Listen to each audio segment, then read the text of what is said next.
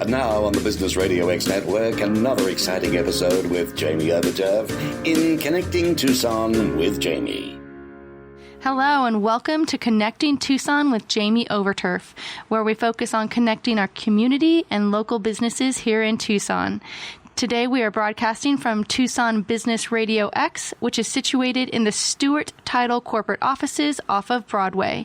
And we have a very special guest with us today, Dr. Jason Moyle. Welcome. Thank you. Thank you for having me. I'm so happy you could come. Appreciate that. Jason comes to us today as a doctor of chiropractic medicine, and he is owning his own business and practice right here in Tucson, up in the Northwest area, correct? Yes, ma'am. Now, you are a transplant from Iowa. Correct. But we're so not going to hold that against you. You've gone from Iowa farmlands, but you also were in the Air Force. Yes, that is correct. I was active duty for 4 years. Okay. And stationed here at Davis-Monthan in Tucson. Nice. Okay. So you were married to your wonderful wife of 18 years, Sylvia. Correct. Yep. And you have two beautiful children, Liv, who is age 8, and Isaac, who is age 11, correct? Yes. All right. So let's just jump right in. So you went from farmlands to Air Force to chiropractor. That seems like a really smooth transition. How did that happen? I would like to say it was all part of the plan, but it just kind of, as most people's life, I would say it kind of happens. You dive into something, get some experience, realize you don't like certain things, realize you do like other things, and that's kind of how it goes. I started off, I wanted to play college basketball. I did play for a year back at a small school in Iowa. Didn't really know what I wanted to do school-wise, just was kind of the typical jock back then. You know, I did enough to stay eligible to play sports, but didn't know exactly what I wanted to do. And a lot of my family went to the military. That's kind of the route that I decided to do. That's where the Air Force came in? Yep, that's where the Air Force came in. I think I grew up a lot in the Air Force, kind of figured out what I liked, what I didn't like. Hurt my back in the Air Force, went to a chiropractor. He helped me. Oh, and then that light kind of came on that you get like that. And I never really wanted to be a medical doctor per se, because I didn't want to deal with the messiness of it. You know, I wasn't involved. I didn't want to do a surgery, nothing like that. No blood, no gore. Correct, yeah. The liquids that are involved. Was not a big fan of that. And I'd always been more like holistic, generally speaking. Okay. So chiropractic just seemed like a good fit. I never went to one before that or anything, but one thing led to the next. So the transition that I'm really hearing is that while you were in the Air Force, you were injured, correct? Correct. So you had to go see a chiropractor. Correct, yep. And that's kind of where it led you into so you seen a chiropractor. How did from seeing a chiropractor to becoming a chiropractor actually take place? Well, I was curious in the body. I realized that I was smarter than I believed I was. I didn't put a whole lot of effort into school in high school. But when I was in the military, they teach you a lot about discipline, obviously, and I started doing well. Graduated with honors from my tech school, all that kind of stuff. So kind of a light bulb went on that, hey, if I really apply myself to this, you know, I'd always applied myself to basketball and sports and done well, but not so much academically. So you seem to get that later on in life, that when you apply yourself more in school, you're actually smarter than you think you are. You get that a lot. And when you care about something that you know. Yeah, exactly. So many kids go to school and don't have no idea what they want to do, and they end up in debt and exactly don't use the degree that they have, that kind of a thing. So, or they don't have a degree that can get them where they want to go, so now they're backtracking. Absolutely. So I've always told my son, you know, you just take your time. You're 16. You don't know what you're going to, you don't know what you want to do. Right. Just, you know, live your life, have some fun, do new experiences. And if something piques your interest, let's go that. Absolutely. And in fact, I know this is off the subject, but, you know, my son's, I'm really interested into that crime scene stuff. And I find that the school he goes to actually has one of those classes. It's like a crime scene investigation class that you can take as science. Yeah. And I'm like, hey, so that's what he's doing this year as a junior. So hopefully he can get a little bit more interested in science. He wasn't interested in dissecting frogs. So I know he's not going the doctor route. It's usually how it goes. Yeah. So it's one of those things, you know, you're so right. When you finally find something that you're interested in, the light bulb goes off and you become more invested in that. So Absolutely. Well, that's good. So obviously, you know, being injured and seeing your chiropractor was a way that helped you. And obviously it was helping. You had a desire to maybe want to help others as well. Is that how that came about? Or you said, okay, that's what happened. I saw this chiropractor. That's what I want to do. Pretty much in a nutshell. I mean, it helped me immensely and quickly. Like I said, we were never like a super holistic family, but we didn't really go to the doctor more just because we couldn't afford it. Probably more than anything, it was just who can rub some dirt on it and keep going. Because I grew up, Robitussin farm, Robitussin for everything. Oh yeah, I remember my mom giving me a hot toddy when I was sick and all that kind of stuff. So that's I wish my mom would. Hey mom, see, hot toddies do work. You could have given me one. It's all good. So it worked. It helped me out, got me back in the game. I still played basketball through the Air Force on the base team, so I was still pretty active and helped me out really quickly. And then the doctor there took an interest too and kind of asked me about it, thought I'd be a good candidate for whatever reason. I have no idea. That helps. Maybe a mentor type. Yeah. And I kind of bounced back and forth because I was going to teach and coach too. That was always kind of in my heart to be like a high school teacher, basketball coach, that kind of a thing. So I kind of bounced back and forth between those two for a long time and then just finally settled on going to chiropractic college. Nice. Yeah. Well, when I think of chiropractor, like the Snap, Crackle, Pop Rice Krispie treats come to mind. Part of it, I get that a lot. But I'm sure there is more to it, as you just say. So what is a chiropractor and what exactly do you do? Oh, man, that's a big question. I know that's a big, loaded question. And, there's some people that have preconceived notions out there. So that's kind of what I was going to talk about. Yeah, so why don't you tell, what do you do? What is chiropractic medicine to you? Well, to me, I would say it is more about pain and overall function. So, my story was grew up playing tons of sports, had a lot of little nagging injuries. And through my education, I realized those nagging and through personal experience, those nagging injuries become bigger problems down the road unless they're really fixed. Now, fixed is kind of a loaded word because you're never really broken or fixed. You're always kind of fluctuating, to 100% function versus being hurt all the time, that kind of a thing. So to me, it's more about identifying, the main problems, seeing where you're dysfunctional. In English, that means, joints that are moving the way they're supposed to, muscles doing their job the way they're supposed to, all that kind of a thing. The actual adjustment itself is just, in a simplest form, finding joints that aren't moving the way they're supposed to and getting them to move better. There's other ways of doing it, like a simple stretch or mobilization techniques. But what the traditional adjustment is like what you were saying, you hear the popping noise, all that kind of stuff. And all that is the Rice Krispie treats. Yeah, exactly. People get all kinds of ideas about that, and it sounds. Some people love it. Some people can't stand it. It's quite a difference between the two types of patients. Some people are scared to death when they come in. Some people are like, oh, the more noise, the better, that kind of a thing. So, so do you always ask, do you like the noise or do you not like the noise? Is like the I don't precursor? ask it in that word, but I probably could use those words. But I do ask them, how they've had an adjustment before because there's lots of different variability. Like you said, there's a lot of preconceived notions about chiropractic. And that's one of them is that there's lots of different experiences. You could go to 20 chiropractors and have 20 different experiences, whereas medicine is more standardized. So that's right. I think where some of the confusion comes in. So there is some popping with the adjustment, but obviously there's other things too. You mentioned manipulation or stretching. You have some contraptions that look kind of weird in your office, right. but they all have a purpose. Absolutely. Yep. The bottom line is trying to get movement where there's not movement, and then we also try to give corrective exercises for places that need strengthening, that kind of a thing. So you give your patients homework? Absolutely, yep. Okay. I'm a big proponent of making them self-sufficient, not reliant on me all the time. I feel like as a good doctor, that's their job, is to make patients more independent, going down the road. Absolutely. I 100% agree. Now, you mentioned, you went to chiropractic college. Obviously, there's got to be some type of specialized training. What does it take to become a chiropractor? What did you have to do? Typically, you go to school you don't actually need, when I went to school, it may be different now, you don't need a bachelor's degree to get into chiropractic college. We needed basically 3 years of undergrad, and then you could finish your fourth year to get your bachelor's degree in conjunction with getting your doctorate. So my first year of chiropractic college was the first year of my doctorate and the last year of my bachelor's degree. So basically a 4-year degree, and then chiropractic college is another.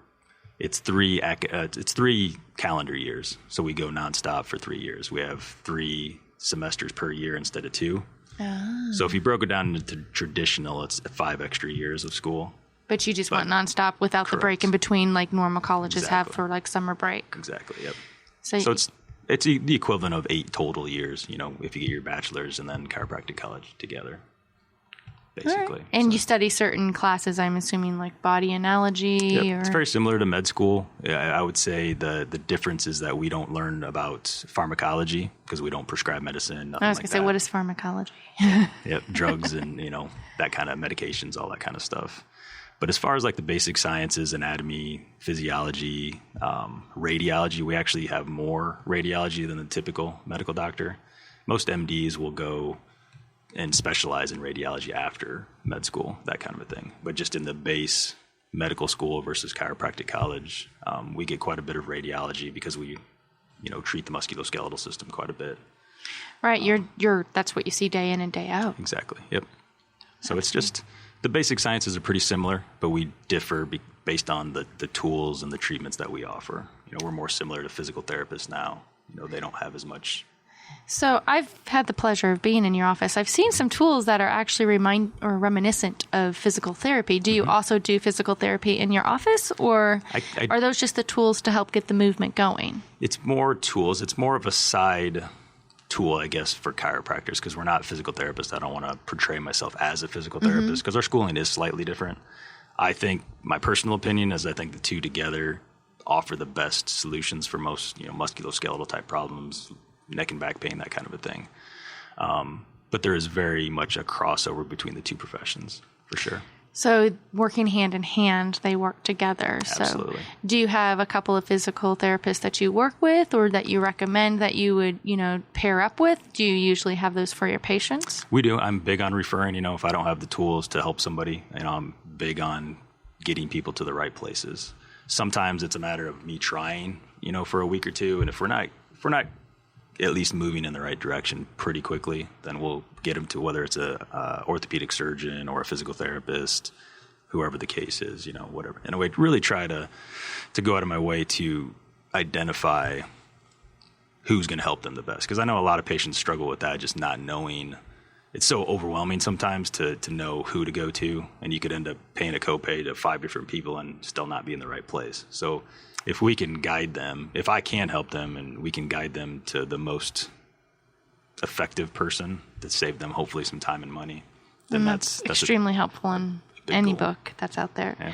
So is your training ever really done? Do you ever do continuing education with all of the new tools and technology and, things that are out there? I would think that there would be some type of, continuing education for your type of profession. Absolutely. I mean, it's required. There's 12 hours are required per year, and that's to maintain your license. My wife will tell you I'm a pretty big nerd when it comes to. It's funny because I was not this way in high school. I was not. You portrayed yourself as a jock in high school, and now you're a nerd. Okay. Now I am very much because I read constantly, and I'm always taking classes. What's a little bit different about my practice as far as the physical therapy side of things is of taking extra certifications from functional movement systems. There's a guy named Greg Cook. He's a physical therapist, pretty well known in that kind of world. And there's a certification called the Selective Functional Movement Assessment. And that's kind of an ongoing, it's a way to look at the body on how people are moving, because most problems come from, we just don't move. Either we don't move enough or we move poorly when we do move, and we end up getting ourselves hurt. So I'm constantly reading things, taking certifications, that kind of stuff. Just because I'm interested in one thing, but it also, I don't think we ever know enough to help everyone. So I'm trying to just sharpen my tools and put more tools in my toolbox, that kind of thing. Got it. So your patients are in good hands. I'd like to believe so. Pun intended. Right. He's not over there laughing. He should be, though. So all jokes aside, and oops, we have a guest on the table. Sorry. Looked like a lightning bug. All my jokes aside and out of the system, I've spoken to a lot of patients of chiropractic doctors, and you had mentioned this. They're not really standardized, and I have mixed reviews when it comes to, I had a good experience at a chiropractor, I had a bad experience at a chiropractor. What do you think stems from that? What do you think would the mixed reviews stem from? I think some of it, you could talk about this for 2 hours. It's been kind of a long-standing I guess, battle, so to speak. I mean, chiropractic is relatively new. It's been an organized profession since, I think, 1895 was like the first official adjustment. Even though bone setting stuff that we do has been around a long time, it hasn't really been a named profession for all that long, for a little over 100 years now. And when it first came out, it was very similar to like doctors of osteopath. It was the manipulation or the chiropractic adjustment, that's what we call that, is a manipulation, is getting proper spinal alignment, things like that can affect multiple things, like overall health and well-being, that kind of a thing. So I think there's been controversy in that, and some chiropractors have really been adamant about, chiropractic adjustments can help everything from asthma to ADHD and all these kinds of things, which there's anecdotal evidence, basically a guy gave an adjustment and his ADHD seemed to improve, but that's not evidence of it being cause and effect, that kind of a thing. So there can be people taking that to the extremes, and making claims that are not necessarily substantiated. And that's the position that I take, is that it's very substantiated that we can help with back and neck pain, those types of things. I do believe overall spinal health can impact your overall health, but to say, that we can treat ADHD and things like that, that's where I think some chiropractors get themselves in trouble. Take it to the extreme. Correct. And trying to... And believing, everybody should be adjusted multiple times a month, that kind of thing. I don't necessarily agree with that. Everybody's different.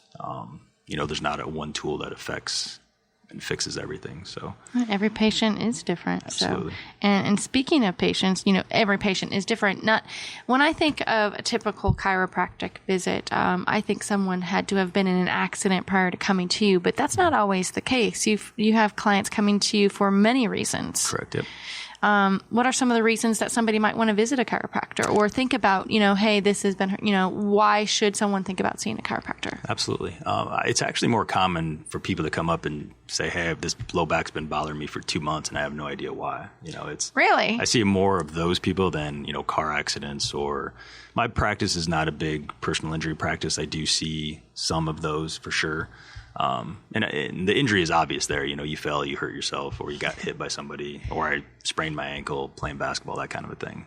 But I would say the vast majority are, office workers or construction workers, all kinds of different types of jobs that it's more chronic pain, and it's finally at a level that they're going to do something about it. So, a typical case is a construction worker that has kind of some low-level back pain, but, who doesn't over the age of 40 that's been, using their body that much to that degree. I'm raising my hand. You can't see me, but I'm raising my hand.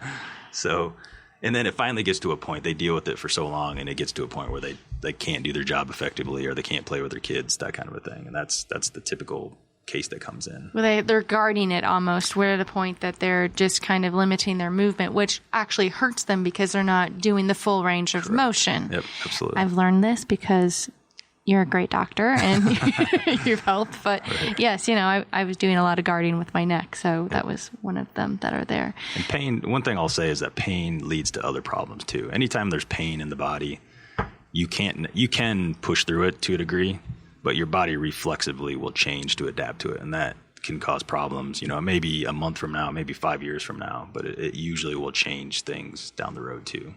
And that's kind of where the movement assessment comes in, and that's why I did that is you can really identify how poorly people are moving and predict based on that of where they're going to have issues. Really? Common problems would be like ankle, like basketball players. Going back to my story, I broke my ankle, sprained them tons of times. And over the years, I kept having low back pain. And then through learning and all that, I realized most people with ankle injuries have hip issues. And when your hip is asymmetrical, meaning one side's a lot tighter than the other, it's a big predictor of low back pain.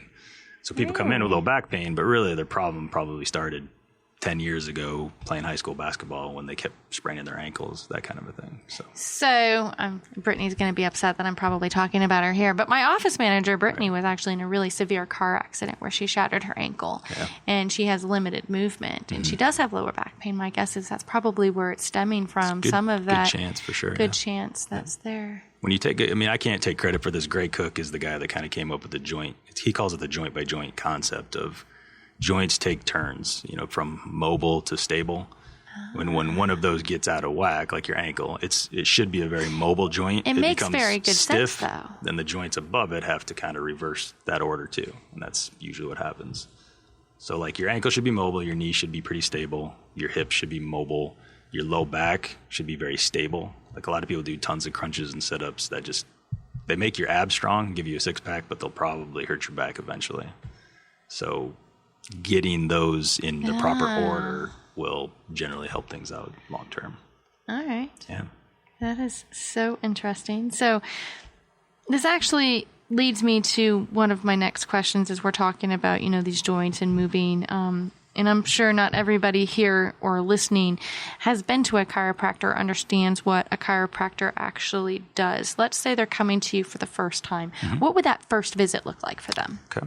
So it's pretty standard at consultation. Consultation is just an interview, kind of like what you and I are doing here. Just ask them a lot about their history, old injuries, the particular problem that they're coming up in with, that kind of a thing. What have they done for it? Have they gone to other doctors? Have they gotten x-rays? All that kind of stuff. We try to be really, really thorough in that first interview to understand kind of, what that person does day to day, what issues they've had, trying to basically put the case together of, what's going on with that particular person. And then the next step is to do an examination. Chiropractic exam is fairly standard.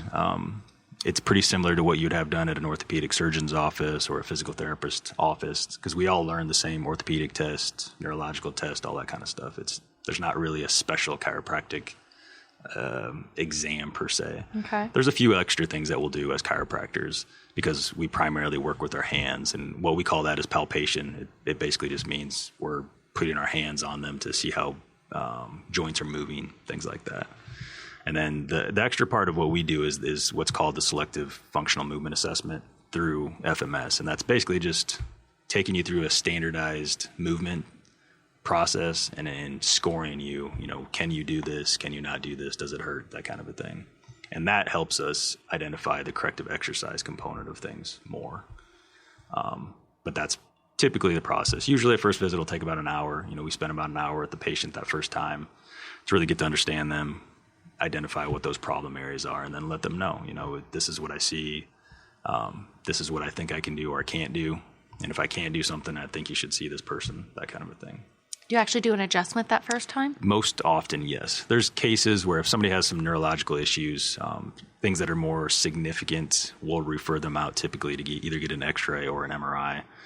Because neurology is the more significant. If that's, and what I mean by that is, pain shooting down legs, arms, things going numb, tingly, all that kind of stuff. Those are indicators that there's some kind of neurological tissue that's irritated in there, and that's more significant. We can still potentially help that, but we want to make sure we're really clear on what's going on, and if they should get to somebody that can do more about it more quickly, then we want to do that right away. But typically we'll adjust the first visit. So first visit's not scary.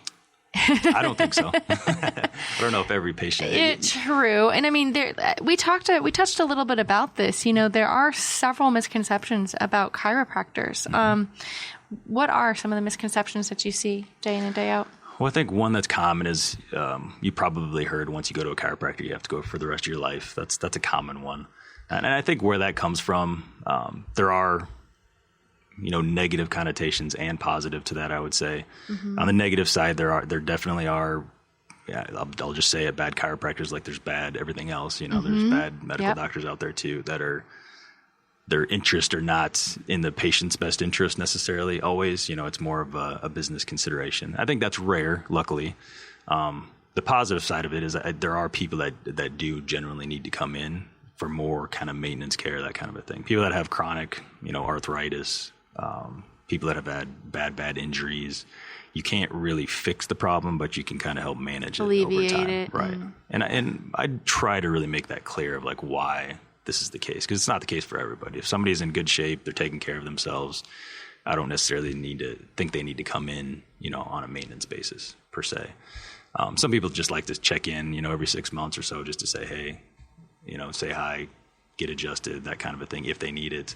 But there's definitely cases where, the guy's got no disc in his back and he's got chronic arthritis, and you're not going to fix that problem. But if you can keep movement in there, it'll do them some good. So exactly. So it doesn't get stiff and correct. Yeah. So, but there's definitely chiropractors out there that believe that, everybody should be adjusted, once a week the rest of their life, that kind of a thing. And I think that's where the negative connotation comes from, probably. So how do you specifically, you obviously, you're out and about, you tell somebody you're a chiropractor. How do you overcome those negative connotations? I don't try too hard. I feel like if I'm trying to, answer, I don't want to ever come across like I'm trying to really sell anybody on it. I just say, hey, I try to keep it simple. I'm, like I said, a country boy from Iowa. I try to keep things pretty transparent and say, hey, come in, we'll ask some questions, do an exam. If I feel like I can help you, I'll tell you. If I feel like I can't, I won't, And more about the ongoing care kind of thing, I'll tell people what I think and let them know that the ball's always in their court, Because what we're doing is not, we're not curing cancer. We're not, doing heart transplants. Do I believe somebody will benefit from what we're doing? Most often, yes. But they're not going to die if they don't come to a chiropractor and nothing like that. It's totally their choice. Especially after we get them out of pain, I always tell them, that if I do feel like they're a candidate for ongoing care, I'll tell them that and say, hey, it's probably a good idea. We're not going to make you feel perfect, but I think it'll help you down the road. Or I may tell them that to just call in as needed, that kind of a thing. And it's always their choice when it gets to that point. I like it. I like it a lot. So that being said, what products and services do you offer? Well, the main thing, the bread and butter, is the chiropractic adjustment. That's the main thing that we, are taught to do. And I think that's probably what differentiates chiropractors from most others. There are some physical therapists, some osteopathic doctors that do manipulation that's similar to what we do. I would say generally we're going to be better at it because that's our main training in that, and that's what we do every single day. The other side of it is the corrective exercise component of it, and that's where physical therapists are probably better, generally speaking, because that's kind of their bread and butter. I'm trying to kind of fit the space in between of, I'm not a physical therapist. I don't have all the facility that they have, but I believe in exercise. I've always been active. I think it's very vital to teach people to be, again, self-sufficient. But they need help in knowing what to do and how to do it properly, that kind of a thing. Okay. So you touched on something because you said that there was another doctor that's similar. I'm sorry. Doctor, osteopath. So an osteopath. It's what people know as a DO. Usually after your primary care physician or the surgeon's name, it'll be MD or DO. Okay. And DO is Doctor of Osteopath. Okay. So let me ask you, so how do most chiropractors will put themselves out there as a chiropractor, correct? Mm-hmm. So they're not going to have a doctor of osteopathic, I probably said that wrong, medicine. But how can one tell that they're actually going to a chiropractor versus the DO? Most will advertise. It'll say DC after their name. DC. Yeah. Okay. We're considered a doctor of chiropractic.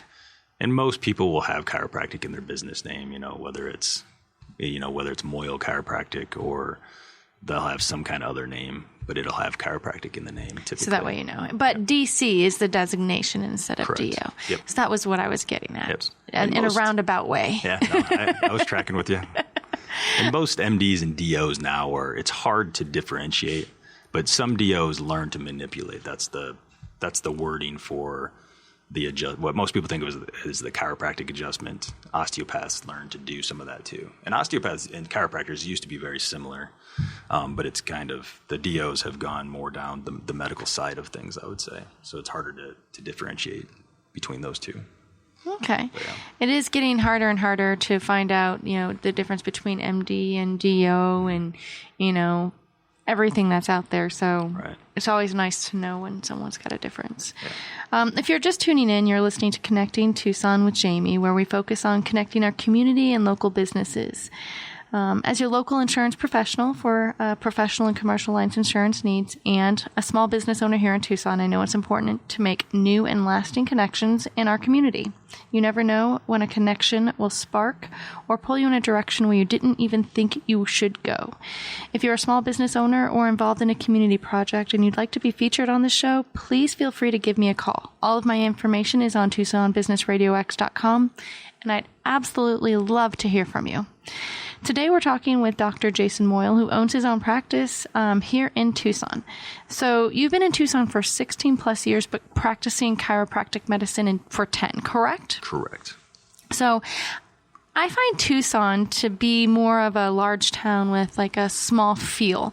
Many of my clients, they just want to get to know me prior to doing business with me. They want to, know about my family, how long I've been doing business, and just every little nuance about me before they'll actually give me their business. Do you find that to be the same thing in your small business, or is it completely different because you're more of like a service provider with an actual like tangible feel?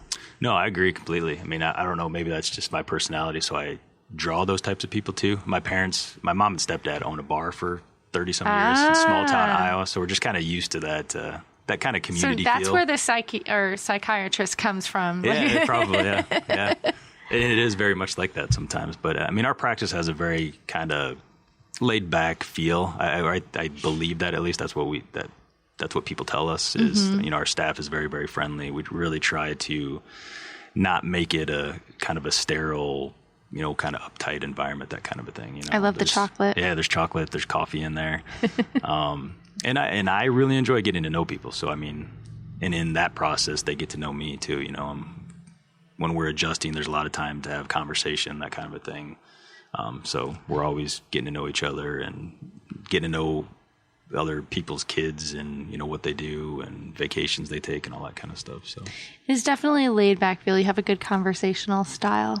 Mm-hmm. It does help put people at ease, in my opinion as well. So, I just find Tucson is a little bit different. Most places, in big cities I've also worked, it's more of they don't want to get to know you. They just want to see you online. They're going to do their own research. They're not even going to talk to you. Right. But here in Tucson, no, they have to talk to you. They have to visit with you. I definitely agree with that. And I've never lived in a big city. So I grew up in a tiny town, and like you said, Tucson is kind of a, big little town sort of, and that's kind of how it is here. It's big little, I like that, big little town. I like it. So obviously, I find businesses here to have their own unique challenges. What are some challenges that you face day in, day out, either as a chiropractic doctor or as a local business owner, an entrepreneur? Yeah. I think as a chiropractor, we kind of touched on some of that. There's some misconceptions about chiropractic. So, when I first started out, you'd get kind of uptight about that kind of stuff and try to get defensive. But I think with most things, once you get a little older, you don't, Wiser. You're not as worried about that kind of stuff. You are who you are. If people get to know you, I think they'll, know that you're not a crazy person, that kind of a thing. And then from a business perspective, that's one thing is chiropractors, we don't learn much about business. You get all gung-ho about going to chiropractic college and learning and then about that last quarter, you're like, man, what am I going to do after this? And you realize you know nothing about business. I mean, technically, I guess my mom and stepdad ran a bar, I guess, successfully for a number of years, but I didn't pay attention to any, how they did it. Yeah. Accounts receivable, what the heck is that kind of stuff? And HR, what? Yeah. And all the stuff that went into that. So I think like most entrepreneurs, I would say just managing all the different hats, I don't know that chiropractic is any different than insurance or whatever in some regards, is you got to wear a lot of hats doing it. Marketing is not my forte. Luckily, my wife has a marketing degree. She's the opposite so you of me. Lean on her. I see how that, get her advice a lot. But I would say that's the biggest one, is just the time demands of being a husband, a father, a chiropractor, and having to learn business stuff at the same time. So. And I'm sure we're going to touch on that just a little bit later too. So, because that's one of the things that I have as a small business owner, and there's so many different hats. Absolutely. But you're obviously doing something right with your business because you've been thriving. And what sets you apart from other chiropractors, and why do you feel that you're so successful? Well, I try to just be very honest. I think that's at the heart of it, is you got to really be honest with people, especially when they're trusting you with their health. Being very transparent, being very straightforward with them. Our staff, we try to go out of our way. Sometimes they don't like this very much because it can be a pain in the butt, like calling insurance companies. But we try to be adamant about, hey, put yourself in that situation. You've been in it where you're confused about your insurance coverage. You have no idea what kind of bill you're going to get. So we try to really go out of our way to make sure they understand what it's going to cost. Your insurance does this and it's really not that good a deal. So you're better off doing this other thing, that kind of a thing. So we always give them options there. And then, just just being honest with people, treating people the way you want them to be treated pretty much I know that's not very fancy, but that's kind of tried and true always works is what I say. Treat others as you'd like to be treated. Absolutely. And I do the same thing with my staff. I said, put yourself in a situation if you had an increase, what would you want to have your agent do? Would you, want them to reach out to say, here's some options that we can reduce it? And I think that's probably what got through to my staff is that, oh, okay. Absolutely. Yeah, don't avoid the situation. That just makes it worse. Yeah. They're not trying to make your day bad. They're just, they just don't know what's going on. Exactly. And really, it's our job. It's our job to try to help them and guide them and let them know, their options, their choices, if there are some that are out there. And, sometimes we're the bearer of bad news to, there are no options. This is what you've got. Yeah, absolutely. And we do have to tell them that sometimes. I don't like, you always want to have a solution for someone, but sometimes the solution is you got to go to somebody else. I can't help you, that kind of a thing. Exactly. But they appreciate, the honesty of that. But I absolutely agree on that one 100%. So anyways, I always find with, success as in business as you do, there's some learning experiences that come along the way. What would you say is your biggest learning experience when probably opening up your business and becoming an entrepreneur? What was that learning moment for you that you had that either took you a little bit more time to grasp or that you're like, oh, I gotta get this in order to be what I want to be? Right. I would say looking back, when you're young, I was an associate chiropractor for 4 years with a guy in town here. And he was a great guy, great mentor.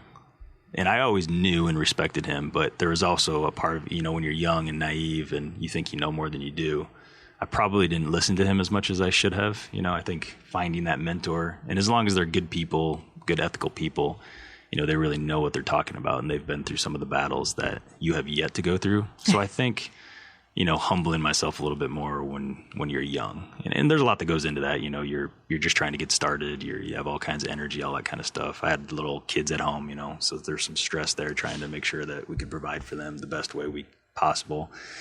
So then you start thinking, you can figure things out better. And then sometimes you can, but I think generally speaking, it's better to listen to those guys and kind of humble yourself a little bit more when it comes to that. And I think that just goes for life. Just stay humble and realize you're not ever going to figure it all out, but learn from other people's mistakes so you don't have to make as many on your own, hopefully. Keep your mind open, ears open. Right. Your mouth should remain shut, and you should have your ears open more than your mouth is actually open. Absolutely. And not being afraid to make mistakes. I think that's what I have struggled with. My wife would say that probably is that over-analyzing things, instead of taking some action. Sometimes I tend to overthink things and never pull the trigger on things. But, listening from mentors and taking some time to plan, but then pulling the trigger on it and being okay if you're going to make a mistake. Everybody makes mistakes, and that's ultimately the best way we learn. So I think that's something I still struggle with a little bit is not being afraid to fail in some ways, Well, true. And I think for you, and if you fail, and I think failing for your business is not being able to help somebody, but maybe that's not the fail. You're pointing them in a different direction. I think you're, taking that a little bit personally. Mine is the same way. There's some people that I can't help, and I have to let them know that I can't. But always having people there that I can say, this is who can, and knowing that I can count on those people. Yes, absolutely.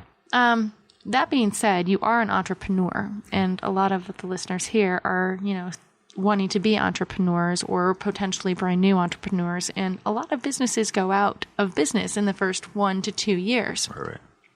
What would you say to those young entrepreneurs out there just starting out business? What would be some advice that you'd give them? I think finding a mentor for sure, asking questions. And I've never found someone to say no if I say, hey, can I take you out to lunch and ask you a few questions? Most people that are good people are very giving of their time in that way. And then also just reading books.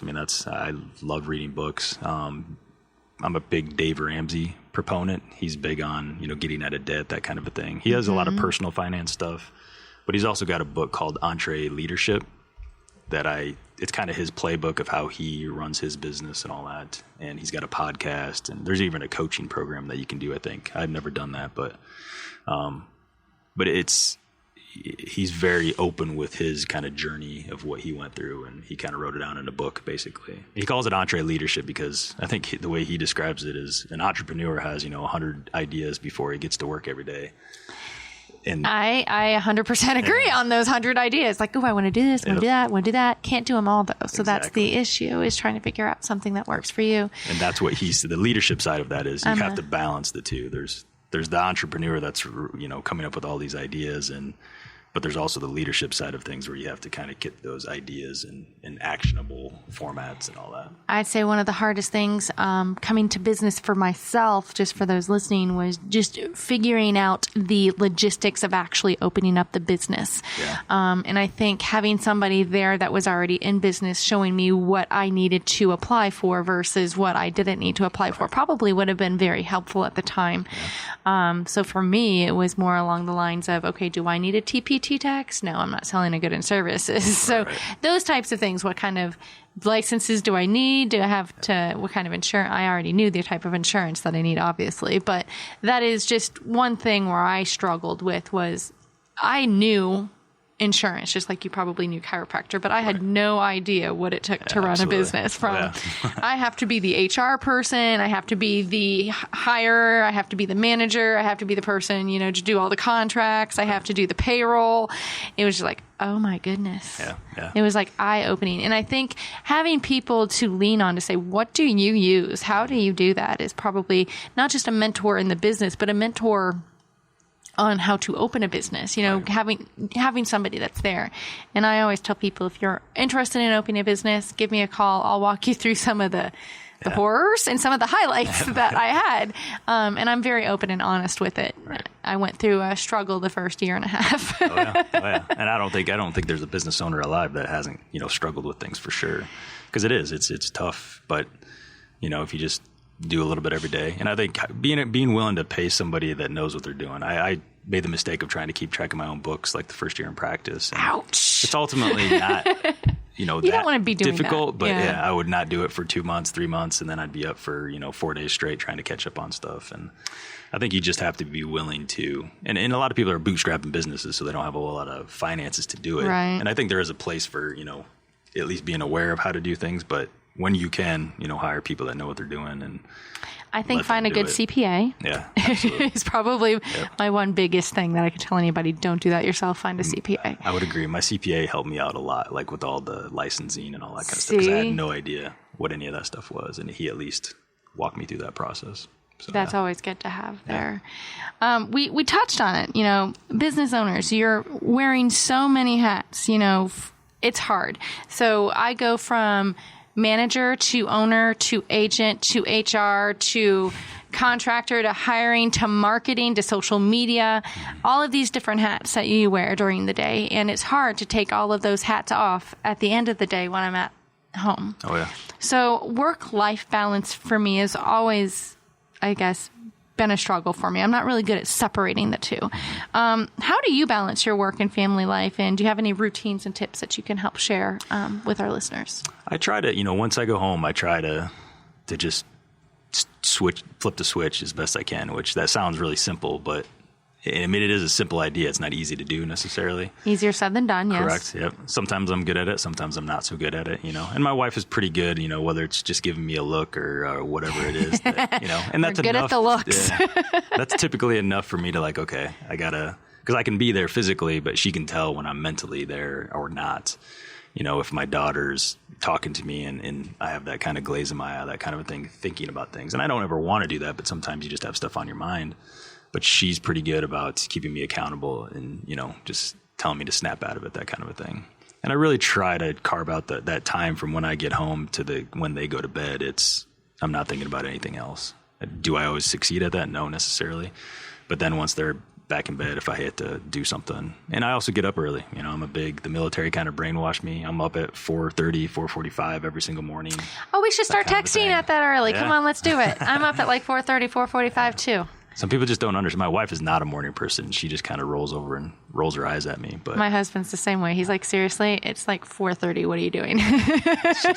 I'm kind of lucky because I've always, even since high school, I've got up. I just liked having my time in the morning to just I find it peaceful, and I can get a lot done in the morning because there's really nothing there. Absolutely. Nothing there. So, well, not only that, I think it gives me time to those 100 ideas that I've got going on. I'm doing it at that point in time, and I can sit there and, write down what I need to get done, what I should get done, and then what I want to get done, my needs, wants, and wishes type deal for the day. And I make sure my needs come first. So, that's out there. Absolutely. So you mentioned earlier that your wife is good at marketing, but marketing is a big part of business. What are you doing right now for any type of marketing to help get out there? Well, we actually are trying to rebrand everything right now, currently. I have a friend, luckily enough, he's a website guy, and he does social media and all that kind of stuff. So I finally we've been talking about it for such a long time. Remember, going back to me thinking about things for way too long.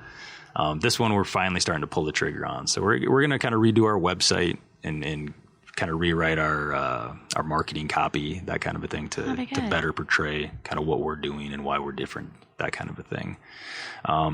I've done some networking groups, which have been good, but it's just hard, again, going back to the time thing, even though they are effective and I enjoy it. And I still have a lot of relationships with people, 10 years ago when I first did a networking group, and I still know a lot of those people. I coach youth basketball, and that's not really the purpose of doing that is not networking really, but I find that the more natural networking, the just getting to know people in the sports, absolutely, is more effective, because you get to know the parents and whatnot, and inevitably, that's one of the first questions that comes up is, what do you do? That kind of a thing. And then you just start talking to people about that. Yeah, I start talking to people about what I do. I get that deer in the headlight look. Yeah. They're like, oh, your insurance? People probably think insurance is all the same, right? My wife did insurance, so she educated me on that. They're different types. Trust me. Yeah. So obviously you touched on it. Coming home and wearing those different hats, there's a lot of stress being a business owner. What do you do to de-stress? Work out. That's probably a big thing for sure. Show off. Yeah. That's part of getting up at 4:30, 4:45 in the morning. And I realize if I don't do that, I'm just a more grumpy, less pleasurable person to be around. Less productive too, because your brain's not. Yep. Yeah. And then also, my faith is a big thing. I go to church, I'm not trying to preach to anybody, but my faith is pretty important to me. Reading, the Bible, going to church, getting to know people, that kind of a thing. I would say that's up there as far as keeping me level-headed and getting the stress off too, as well. I think it's big. Yeah. I do a lot of meditation. Yeah. Very good. I'm not very good at it. Right. That's why I do a lot of it. But I try to, since I haven't been able to work out due to my injuries for a while. But I'm starting to do it again. Really excited. So we touched about marketing. We touched about staying, busy and wearing different hats. I see a lot of chiropractors out on the street. Mm-hmm. Not like literally on the street. That would be awkward. Coming along with that little contraption. Selling newspapers or whatever. No, but there are a lot of chiropractors out there, just like there's a lot of insurance agents. And I've got to do things differently to stay competitive and keep the edge on. What do you do to stay competitive in your business? I think the time with patients. Our model is definitely spending a little bit more time with patients. We kind of limit our schedule to only seeing so many people per day. That way we can spend more time with them. And then also I touched on it, the corrective exercise component and the extra certifications that I've taken. I think that's pretty rare in the chiropractic world. A lot of physical therapists have those certifications, but not too many chiropractors do. And that just comes from my own personal desire of being hurt and kind of applying what they taught me to myself and realizing it works a lot and being able to help other people with those types of things, like show them the corrective exercises. And most back problems can be effectively managed or even fixed with some kind of stretch or exercise routine of some sort. So I would say that differentiates us more so than anything else, I would say. Okay. Yeah. Well, it's clear you love what you do. You have a lot of passion for it. What do you like best about what you do? I think just getting to know people, really. I think that's whatever you do. I think we're ultimately here for other people per se. Usually the people that are just living for themselves are more miserable from my observation. So if you're just there, focused on your own goals constantly, it tends to not go as well, but you're just there kind of having fun with people. You're obviously there being professional, offering a service for people, but like we were talking about being conversational with people, just kind of getting to know them and on a personal level too. I think that's fun to me. Maybe it comes from being, my parents owned a bar, you just kind of talk to people. And like you said, the psychologist thing, people tend to open up, when you're in those situations, and, right. Everybody wants somebody to talk to. And I think that's what I enjoy the most. And then learning, obviously, I just love learning about the body, and I'm always amazed at how the body works. So the nerd has finally come out. Yeah, exactly. So yeah, it's there. I'm telling you, we all got a little bit of nerd in us. So, well, I love numbers, so numbers and insurance. So I'm probably a bigger nerd than most people because I do a lot of reading and things as well. But hey.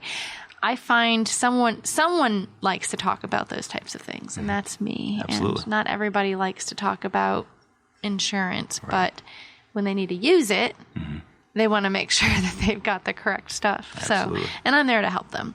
Now, you actually touched on my last question just a second ago about goals. Now, everyone's got goals. What are your goals to come out of? Where do you see yourself in 5 years? Do you have any specific goals that you're striving for, either be it like new marketing, new connections? What would you like to see happen?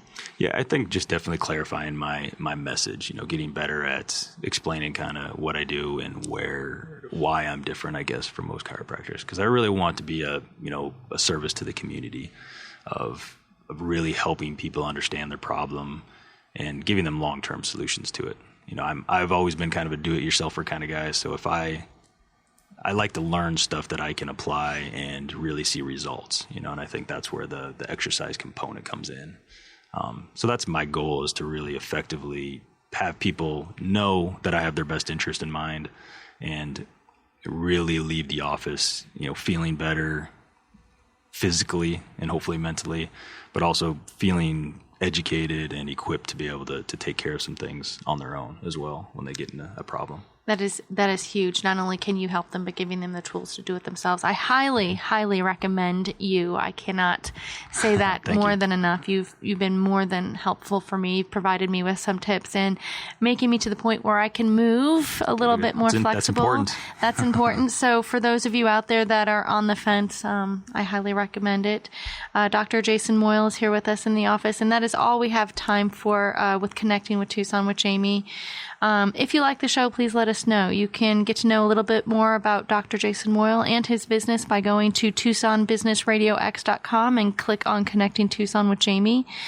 As always, don't be afraid to step out of your comfort zone and make that new connection. You never know where it's going to lead you, do you? Absolutely. You didn't know you were going to come on this podcast a few months ago, did you? On my radar.